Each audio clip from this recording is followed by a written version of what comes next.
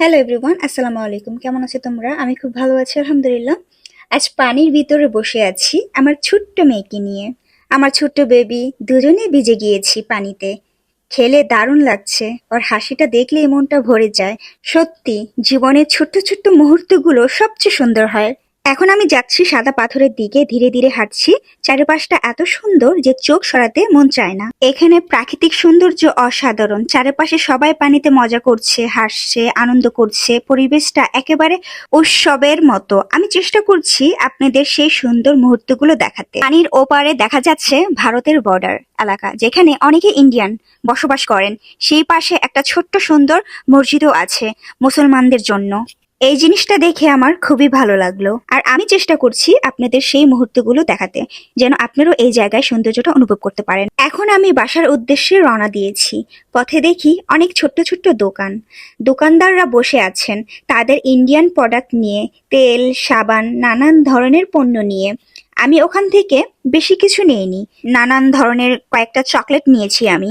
এই ছোট্ট ছোট্ট দৃশ্যগুলো মনে হয় জীবনের একটি সুন্দর অংশ, সাধারণ মানুষের জীবনকে আরো কাছে থেকে দেখার সুযোগ দেয়। আমরা তো এগুলা নিয়ে বাসার উদ্দেশ্যে চলে গেলাম। তারপর আমরা কোথায় যাব এটা তোমাদের সাথে শেয়ার করব। এবার আমরা রাতের খাবারের জন্য রওনা হলাম 5 বাই হোটেলে। হোটেলের সামনে দাঁড়িয়ে আমি ভিডিও করছি, চারপাশটা দেখছি। ভিতরে গিয়ে বসলাম, তারা আমাদেরকে খাবার দিল। আমাদের জন্য নানান ধরনের ভর্তা আসছে, নামগুলো ঠিক জানি না, কিন্তু সবই খুব সুস্বাদু। আমি বিশেষভাবে ইলিশ মাছের একটি পিস চেয়েছিলাম, কিন্তু তারা পুরো ইলিশ মাছ দিয়েছে। বাহ, দেখেই আনন্দ লাগছে। এমন খাওয়া দাওয়া আর সুস্বাদু খাবারের সঙ্গে আমাদের আড্ডা সত্যি মনের জন্য আনন্দের। এই মুহূর্তগুলো মনে রাখার মতো।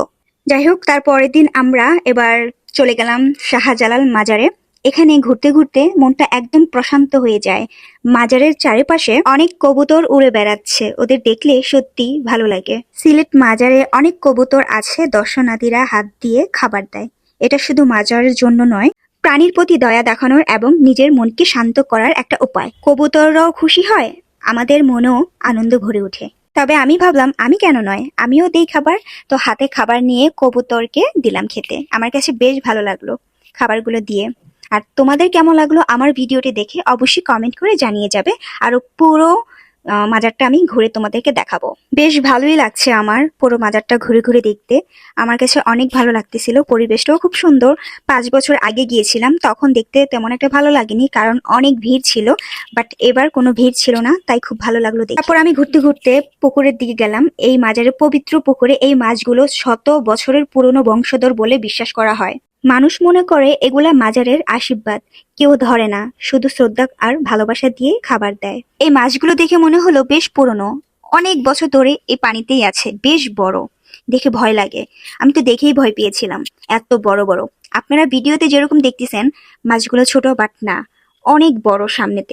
সামনে নিজে দেখলে বুঝতে পারবেন, ভিডিওতে অতটা বোঝা যাচ্ছে না। মাছগুলো দেখে আমি তো রীতিমতো ভয় পেয়ে গিয়েছি। যাই হোক, এখানে নাকি আরো মাছ আছে, কই মাছ, স্বর্ণের মাছ, তো সেটা দেখতে যাচ্ছি, সেটা আরেকদিন শেয়ার করবো। আর এখানে নাকি কবরস্থান আছে সালমান শাহর, যেটা আমি জানি। এখানে অনেক কবরস্থান আছে, সালমান শাহরও আছে। যাই হোক, আজ এই পর্যন্তই। ভালো থেকো, আল্লাহ হাফেজ। আমার ভিডিওটি কেমন লাগলো অবশ্যই তোমরা কমেন্ট করে জানিয়ে যাবে।